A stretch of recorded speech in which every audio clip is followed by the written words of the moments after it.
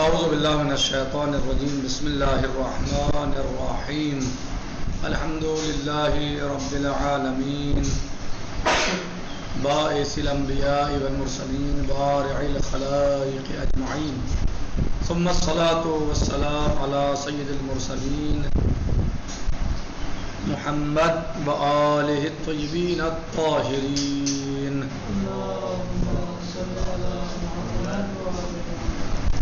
آج ہمارا درس حلقہ اولا میں صیغۃ الامر کے بارے میں ہے. صیغہ امر، صیغہ فعل امر جیسے اذهب، صلی، صم و جاہد، اس کے علاوہ اور دیگر جو اوامر ہیں. اور اصولیین کے درمیان یہ بات معین ہے، مقرر ہے کہ یہ صیغہ دلالت کرتا ہے لغوی اعتبار سے وجوب پر. لغتاً کس پر دلالت کرتا ہے؟ یہ وجوب پر. صیغہ امر لغتاً وجوب پہ دلالت کرتا ہے. ظاہر ہے صیغہ امر جو ہے وجوب پہ دلالت کرتا ہے.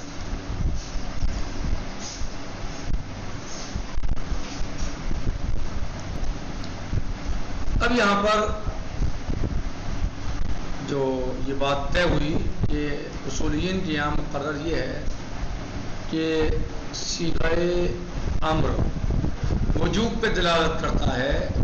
تو اب یہاں پر سوال یہ پیدا ہوتا ہے کہ کیا علماء علم اصول اپنے اس قول سے ان کی مراد یہ ہے، یعنی علماء اصول کی اس قول سے مراد یہ ہے کہ صیغہ فعل امر وجوب پہ دلالت کرتا ہے، یعنی صیغہ فعل امر دلالت کرتا ہے اسی چیز پر جس پر کلمہ وجوب دلالت کرتا ہے.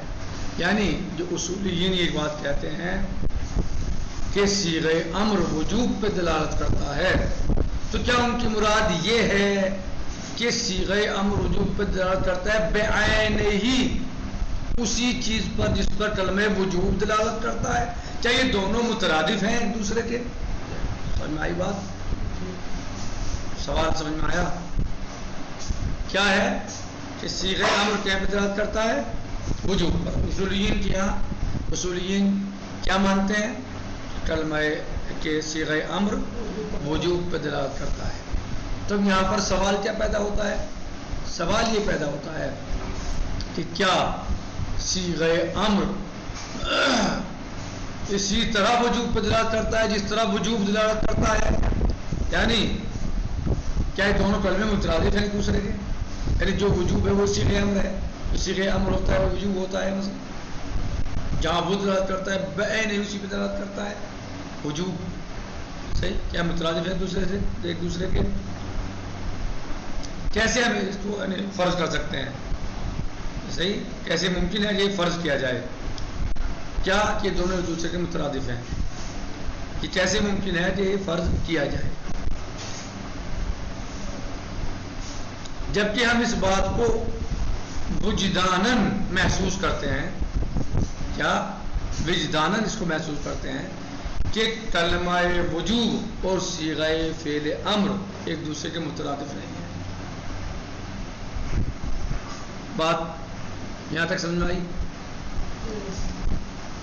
اصولیین کیا کہتے ہیں کہ فعل امر صیغہ فعل امر وجوب پر دلالت کرتا ہے. سوال یہ پیدا ہوا کہ کیا وجوب پر صیغہ امر ایسے ہی دلالت کرتا ہے جیسے کلمہ وجوب دلالت کرتا ہے؟ کیا یہ دونوں ایک دوسرے کے مترادف ہیں؟ صحیح. پھر کہہ رہے ہیں کیسے ممکن ہے کہ یہ دونوں ایک دوسرے کے مترادف ہو جائیں جبکہ ہم اس بات کو محسوس کرتے ہیں وجداناً کہ یہ ایک دوسرے کے مترادف نہیں ہے. وجداناً بھی محسوس کرتے ہیں. وہ کیوں وجداناً کیوں محسوس کرتا ہے کہ صیغہ امر جو ہے وہ کلمہ وجوب کے مترادف نہیں ہے؟ کیا اس لیے کہ اگر یہ ایک دوسرے کے مترادف ہوتے تو پھر یہ ایک دوسرے سے بدلے جا سکتے تھے. ایک کی جگہ دوسرا اور دوسری جگہ پہلا آ سکتا تھا. مثلا صیغہ امر کی جگہ وجوب آ سکتا تھا اور وجوب کی جگہ صیغہ امر آ سکتا تھا. ایسا ہوتا ہے؟ ایسا ہوتا ہے؟ نہیں ہوتا. ہو سکتا تھا نہیں ہوتا. اگر یہ دونوں دوسرے مترادف ہوتے تو ایسا ہوتا، جبکہ ہم دیکھتے ہیں کہ ایسا نہیں ہوتا. یہ یعنی وجداناً جیسے آپ سمجھتے ہیں کہ یہ دونوں مترادف نہیں ہیں، تو وجداناً ایسے سمجھتے ہیں ہم کہ اگر ایسا ہوتا کہ دونوں ایک دوسرے کے مترادف ہوتے تو پھر تو صیغہ امر جو ہے وجوب کی جگہ استعمال ہوا کرتا اور وجوب جو ہے صیغہ امر کی جگہ استعمال ہوا کرتا، جبکہ ایسا نہیں ہے. بات یہاں تک پہنچی.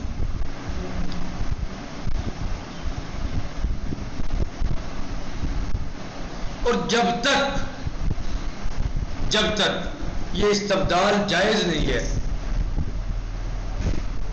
ہاں غرض جب تک یہ استبدال، یہ تبدیلی کہ صیغہ امر کی جگہ وجوب آ جائے اور وجوب کی جگہ صیغہ امر آ جائے، تو جب تک یہ استبدال موجود ہے اس وقت تک ہم اس بات کو جانتے ہیں کہ صیغہ امر علی المعنی پر دلالت کرتا ہے اور وجوب علی المعنی پر دلالت کرتا ہے. واضح ہوا؟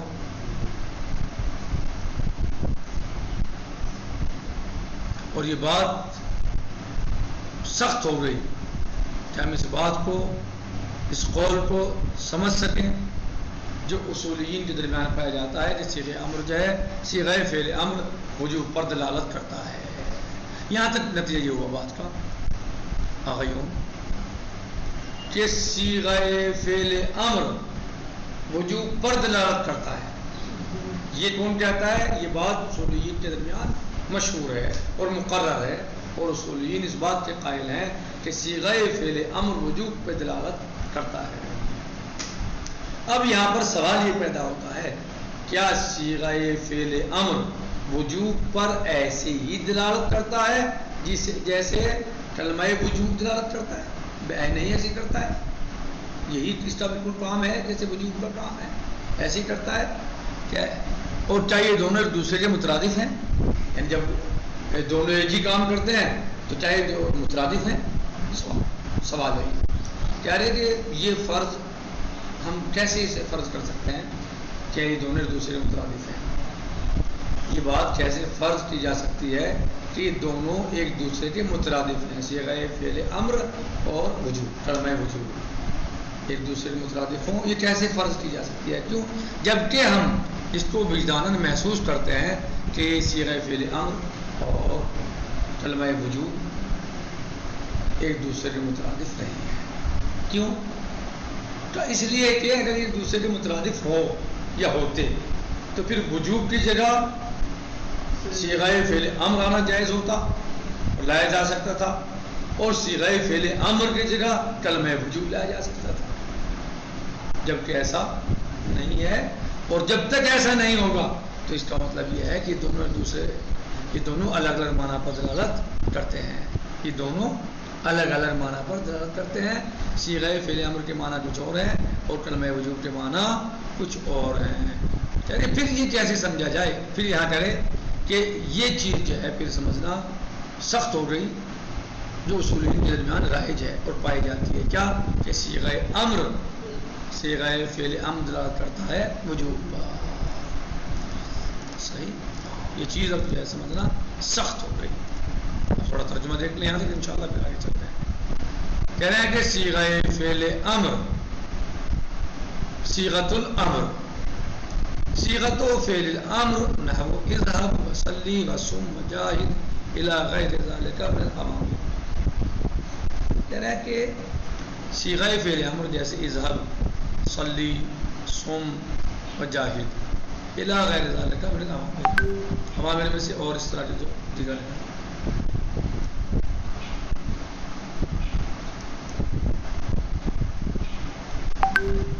والمقرر بین الاصولیین عادتاً هو القول بأن هذه الصيغة تدل لغة على الوجوب. اور اصولیین کے درمیان عادتاً یہ مقرر ہے، یعنی یہ بات پائی جاتی ہے، معین ہے کہ یہ قول کہ وہ یعنی وہ کہتے ہیں کہ یہ صیغہ یعنی صیغہ فعل امر تدل لغتاً دلالت کرتا ہے وجوب پر. صیغہ فعل امر وجوب پر دلالت کرتا ہے. وهذا القول اور یہ قول یدعونا یعنی ان کا یہ کہنا یا ان کا یہ قول ہمیں دعوت دیتا ہے ان نتساءل کہ ہم سوال کریں. هل يريد هؤلاء الأعلام من القول بأن صيغة فعل الأمر تدل على الوجوب. یہ قول ہمیں اس بات کی دعوت دیتا ہے کہ ہم سوال کریں, پوچھیں. هل يريد هؤلاء الأعلام کیا وہ علماء اعلام ارادہ کرتے ہیں اس قول سے بأن صيغة فعل الأمر کہ صیغہ فعل امر دلالت کرتا ہے وجوب پر. یعنی ان صیغۃ فعل الامر تدل یعنی صیغہ فعل امر دلالت کرتا ہے علی نفس ما تدل علیہ اسی چیز پر, بالکل اسی چیز پر جس پر دلالت کرتا ہے کلمۃ الوجوب, جس پر کلمۃ الوجوب دلالت کرتا ہے. فتکونان مترادفتین بس اگر ان کا ارادہ یہی ہے, ان کا مقصود اور مراد ان کی یہی ہے کہ صیغہ فعل امر وجوب پر ایسے ہی دلالت کرتا ہے جیسے کلمہ وجوب دلالت کرتا ہے وجوب پر, تو یہ دونوں کلمے ایک دوسرے کے مترادف ہو جائیں گے. وَكَيْفَ يُمْكِنُ إِفْرَادُ ذَلِكَ اور کہہ رہے ہیں کہ اس کا فرض کرنا کیسے ممکن ہے, یعنی کیسے ممکن ہے کہ ہم اس بات کو فرض کر لیں کہ دونوں ایک دوسرے کے مترادف ہیں. کیوں نہیں فرض کر سکتے کہ ایک دوسرے کے مترادف ہیں؟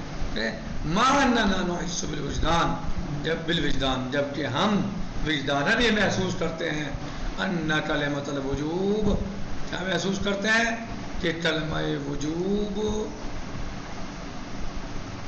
وصیغۃ فعل الامر لیستا مترادفتین کہ یہ دونوں ایک دوسرے کے مترادف نہیں ہیں, جبکہ ہم وجداناً یہ محسوس کرتے ہیں کہ یہ ایک دوسرے کے مترادف نہیں ہیں. کیسے محسوس کرتے ہیں آپ, کیا وجہ ہے؟ کیا وہ وجہ یہ ہے کہ اگر یہ دونوں ایک دوسرے کے مترادف ہوتے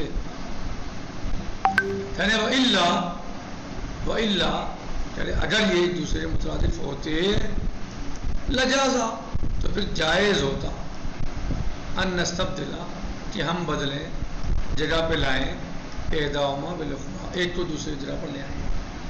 اگر یہ دونوں ایک دوسرے کے مترادف ہوتے تو پھر ہمارے لیے جائز ہوتا کہ ہم اس کو ایک کو دوسرے کی جگہ پر لا کر بٹھا دیں, یہ استعمال کریں, صحیح, ایک کو دوسرے سے بدل دیں, یعنی وجوب کی جگہ کلمہ صیغہ فعل امر اور صیغہ فعل امر کی جگہ کلمہ وجوب لائیں.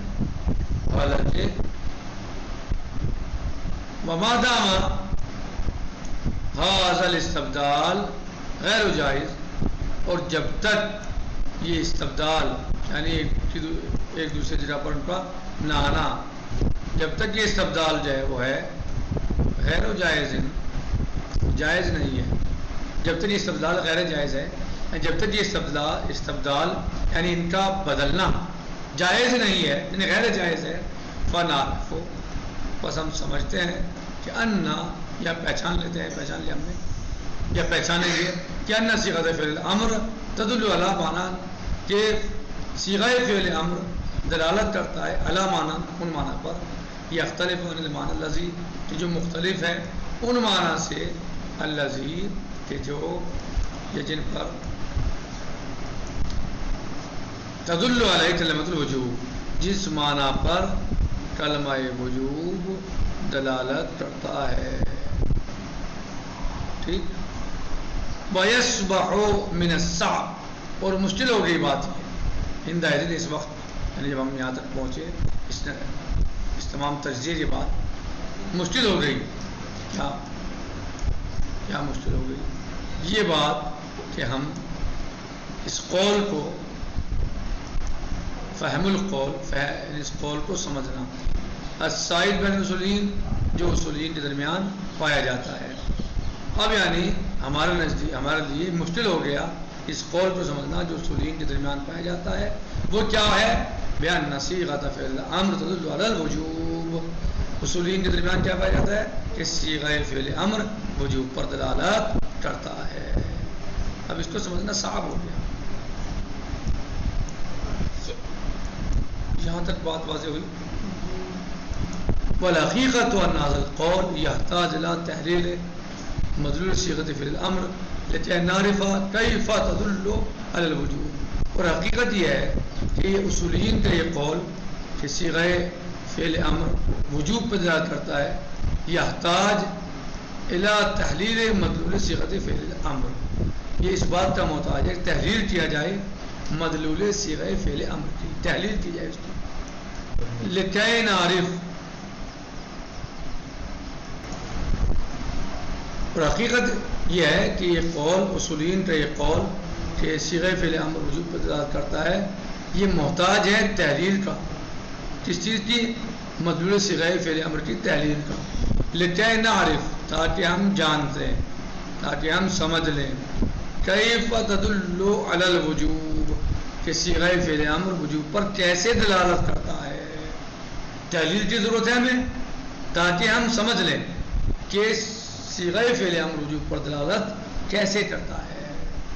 فنحن حين ندقق فی فعل الامر، بس جب ہم تدقیق کرتے ہیں فعل امر میں، نجد تو ہم پاتے ہیں انه يدل على نسبہ بین مادۃ الفعل، کیا پاتے ہیں؟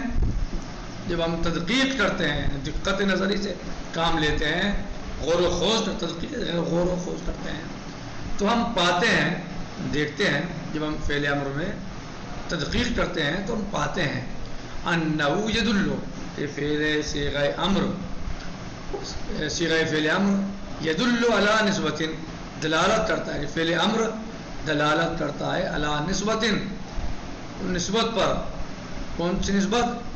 بین مادۃ الفعل والفاعل، مادہ فعل والفاعل کے درمیان جو نسبت پائی جاتی ہے اس پر دلالت کرتا ہے۔ جب ہم تدقیق کرتے ہیں تو پاتے ہیں کہ فعل امر دلالت کرتا ہے اس نسبت پر جو مادہ فعل اور فاعل کے درمیان پائی جاتی ہے۔ صحیح سمجھ میں آئی بات؟ منظور الیہا بما یا نسبۃ یراد تحقیقها فارسال المکلف نحو ایجادها،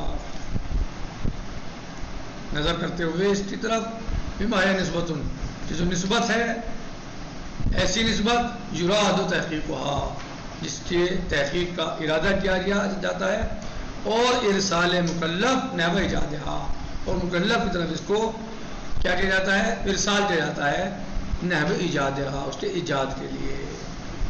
تو ایسی نسبت اس کے درمیان پائی جاتی ہے، یعنی فعل امر میں ایسی نسبت پائی جاتی ہے مادہ فعل اور مادہ فاعل کے درمیان، وہ دلالت کرتا ہے، فعل امر دلالت کرتا ہے اس نسبت پر کہ جو پائی جاتی ہے مادہ فعل اور فاعل کے درمیان۔ ارائیتا الصیاد یرسل کلب الصید الی فریسته، کیا آپ نے نہیں دیکھا کہ جب صیاد یعنی شکاری بھیجتا ہے اپنے کتے کو الی فریسته یعنی شکار کی طرف، کیا آپ نے دیکھا کہ جب شکاری بھیجتا ہے اپنے شکاری کتے کو اپنے کس کی طرف؟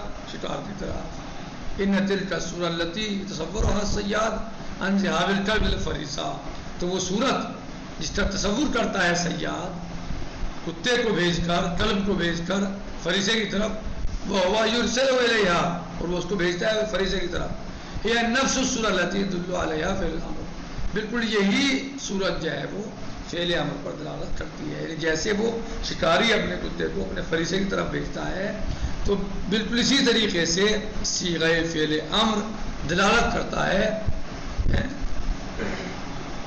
یہ نفس صورت التی يدل علیہا فعل الامر، بالکل یہی صورت جو ہے فعل امر پر دلالت کرتی ہے۔ ولہذا یقال فی علم الاصول، اسی لیے علم اصول میں کہا جاتا ہے ان مدلول صیغۃ الامر هو نسبت الارسالیہ. اسی لیے کہا جاتا ہے علم اصول میں کہ مدلول صیغہ امر جو ہے وہ نسبت ارسالیہ ہے. یعنی جس طریقے سے یعنی فعل امر کا کام کیا ہے کہ وہ نسبت ارسالیہ ہے. یعنی فعل امر میں کیا ہوتا ہے؟ جس کو امر کیا جاتا ہے کسی کام کے لیے. تو جو شکاری اپنے شکاری کلب کو بھیجتا ہے شکار کے لیے تو کیا کرتا ہے؟ وہ امر کرتا ہے، بھیجتا ہے وہ. تو اس میں نسبت ارسالیہ ہے. گویا کیا ہے؟ ارسال نہیں بھیجنا. تو اس میں نسبت ارسالیہ پائی جاتی ہے. یعنی بالکل اسی طریقے سے اس فعل امر میں بھی نسبت ارسالیہ پائی جاتی ہے. کہنے وَكَمَا الصَّيَّادُ، پر جس طریقے سے صیاد حین یرسل الکلب الی فريسته، جب وہ اپنے کتے کو بھیجتا ہے فریسے کی طرف، قد یکون ارسالہ، تو اس کا بھیجنا، ارسالہ ھذا، اس کا بھیجنا، اس کا اس کو بھیجنا، ناتجن، وہ ناتج ہے یعنی نتیجہ ہے، ان شوق شدید. کیوں بھیجتا ہے وہ؟ شوق شدید کی وجہ سے. کس وجہ سے بھیجتا ہے وہ؟ اپنے شکاری کتے کو کس لیے بھیجتا ہے شکاری کو؟ شوق شدید کی وجہ سے. الی الحصول، کس چیز کا شوق ہے اسے؟ الی الحصول، حاصل کرنے کا. الا تلک الفریسہ، تاکہ اس فریسے کو حاصل کر لے. یعنی اس کا اسے بھیجنا، شکاری کتے کو شکار کے لیے بھیجنا فریسے کی طرف، کس بات، اس کا نتیجہ کیا ہے؟ کس بات کا نتیجہ ہے؟ شوق شدید. شوق شدید کہاں پایا جاتا ہے؟ شکاری کے ذہن میں، کہ وہ حاصل کرنا چاہتا ہے، اسے رغبت ہے اس کو حاصل کرنے کے لیے. ان شوق شدید الی الحصول علی تلک الفریسہ ورغبۃ عقیدہ فی ذلک. یعنی اس سے سمجھ میں آتا ہے کہ جو بھیج رہا ہے یہ نتیجہ ہے اس کے شوق شدید کا، کہ وہ بہت زیادہ مشتاق ہے اس کو حاصل کرنے کے لیے، اور اس کو بہت زیادہ رغبت رکھتا ہے حاصل کرنے میں. کس کو؟ اپنے یعنی فریسے کو. وقد یکون ناتجا، اور کبھی جو ہے وہ ناتج ہوتا ہے ان رغبت غیر عقیدہ. یعنی کبھی تو یہ ناتج ہوتا ہے رغبت عقیدہ سے، اور کبھی غیر عقیدہ سے. عقیدہ سمجھتے ہیں نا، تاکید ہے رغبت مؤکدہ، یعنی بہت زیادہ تاکید کے ساتھ رغبت پائی جا رہی ہے. اور کبھی غیر مؤکد ہے، غیر عقید ہے. وقد یکون ناتجا، کبھی یہ شوق شدید جو ہے یعنی اس کا بھیجنا شوق شدید کی وجہ سے ہے اور رغبت عقیدہ کی وجہ سے ہے، اور کبھی ناتج ہے رغبت غیر عقیدہ کی وجہ سے.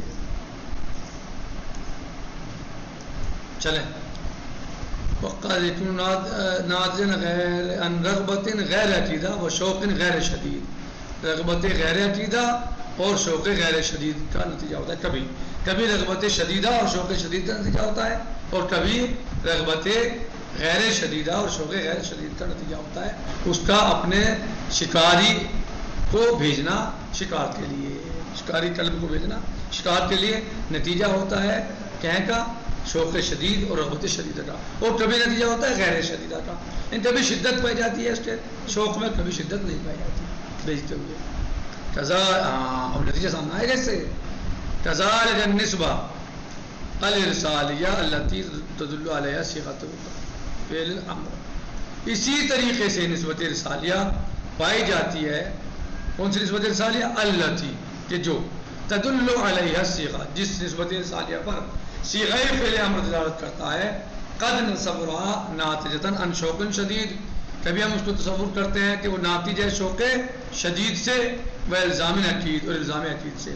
یعنی کبھی وہ ناتج ہوتا ہے شوق شدید سے کہ اس میں بہت زیادہ اشتیاق اور رغبت پائی جاتی ہے، اور الزام عقید پایا جاتا ہے کہ اسے چاہتا ہے عامر کے انجام دیا جائے. الزام عقید یعنی عامر چاہتا ہے، امر دینے والا چاہتا ہے کہ اسے انجام دیا جائے، تاکید کے ساتھ چاہتا ہے. وقد نتصورها ناتجۃ عن شوق اضعف، اور کبھی یہ ناتج ہوتا ہے شوق اضعف، ضعیف ترین اضعف، برغبت اقل درجہ، اور اقل درجہ کی رغبت اس میں ہوتی ہے، کم، بہت کم رغبت ہوتی ہے. بات یہاں واضح ہوئی آپ کو نہیں؟ انہوں نے کہا کہ جب ہم دقت میں جاتے ہیں اور ہم غور و خوض کرتے ہیں صیغہ فعل امر میں، تو ہم دیکھتے ہیں، ہم پاتے ہیں کہ اس کے درمیان جو نسبت پائی جاتی ہے فعل امر میں، جو فعل امر دلالت کرتا ہے، وہ دلالت کرتا ہے اس نسبت پر جو پائی جاتی ہے مادہ فعل اور فاعل کے درمیان۔ پہلے والی بات تو آپ سمجھ گئے تھے۔ اب یہاں سے دیکھیے کہ حقیقت کیا ہے۔ حقیقت یہ ہے کہ ہم کیسے اس نے جو بتایا نا کہ ہمارے نزدیک اب جو ہے وہ مشکل ہو گیا کہ ہم سمجھ سکیں، کسے سمجھ سکیں؟ صیغہ فعل امر کو، وہ جو دلالت کرتا ہے، اسے ہم سمجھ سکیں، یہ مشکل ہو گئی۔ اوپر والی جو ہم نے وجوہات بیان کی اس کی وجہ سے یہ مشکل ہو گئی۔ کہہ رہے ہیں کہ حقیقت یہ ہے کہ یہ قول اصولیوں کہ فعل امر وجوب پر دلالت کرتا ہے، یہ محتاج ہے تحلیل کا۔ کس چیز کی تحلیل کا؟ تحلیل مدلول صیغہ امر کا، تحلیل مدلول صیغہ فعل امر کا اس میں تحلیل کی جائے، یعنی تجزیہ کیا جائے، اس کا باقاعدہ طریقے سے اس میں جانچ اور اس میں جو ہے وہ تفتیش کی جائے، تاکہ ہم جو ہے وہ سمجھ سکیں کہ صیغہ فعل امر وجوب پر کیسے دلالت کرتا ہے۔ یہاں تک بات واضح ہوئی؟ کہہ رہے ہیں کہ جب ہم تدقیق کرتے ہیں فعل امر میں تو ہم پاتے ہیں کہ فعل امر میں جو نسبت پائی جاتی ہے مادہ اور فاعل کے درمیان، فعل امر جو ہے وہ کیا، ہم جب تدقیق کرتے ہیں فعل امر میں تو ہم دیکھتے ہیں کہ فعل امر دلالت کرتا ہے اس نسبت پر جو پائی جاتی ہے فعل اور مادہ فعل اور فاعل کے درمیان۔ یہاں تک بات سمجھ میں آئی؟ کیا پاتے ہیں ہم جب تدقیق کرتے ہیں صیغہ فعل امر میں؟ کہ ہم پاتے ہیں کہ فعل امر دلالت کرتا ہے اس نسبت پر جو پائی جاتی ہے مادہ فعل اور فاعل کے درمیان۔ صحیح۔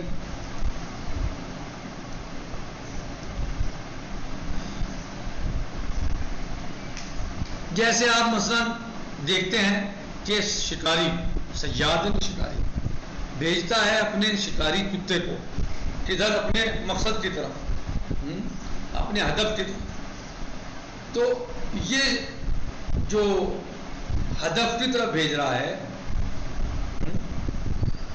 مقصد کی طرف بھیج رہا ہے اپنے شکاری کتے کو، تو یہ بالکل اسی طریقے سے ہے جیسے نسبت رسالیہ جو ہے فعل امر میں پائی جاتی ہے۔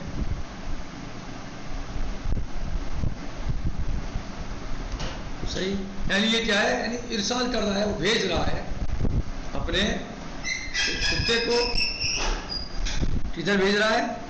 اپنے ہدف کی طرف۔ تو بالکل اسی طریقے سے فعل امر میں بھی نسبت رسالیہ پائی جاتی ہے، فعل امر میں بھی رسالیہ پائی جاتی ہے، نسبت رسالیہ پائی جاتی ہے۔ صحیح، صیغہ فعل امر میں نسبت رسالیہ پائی جاتی ہے کہ شکاری جب اپنے کتے کو، شکاری کتے کو، کلب کو اپنے ہدف کی طرف بھیج رہا ہے تو یہ اس کا بھیجنا کس وجہ سے ہے؟ ہاں، شوق شدید کی وجہ سے، یعنی اس پہ شوق شدید پایا جاتا ہے اور رغبت عقیدہ پائی جاتی ہے، جب بھی تو بھیج رہا ہے کتے کو۔ کہہ رہے ہیں کہ کبھی تو اس کے یہاں اس کو بھیجنا اپنے ہدف کے لیے، کسے بھیجنا؟ ہاں، ہدف کے لیے بھیجنا کبھی تو شوق شدید اور رغبت عقیدہ کی وجہ سے ہوتا ہے، اور کبھی شوق غیر شدید اور رغبت غیر عقیدہ کی وجہ سے ہوتا ہے۔ تو اسی طریقے سے فعل امر میں بھی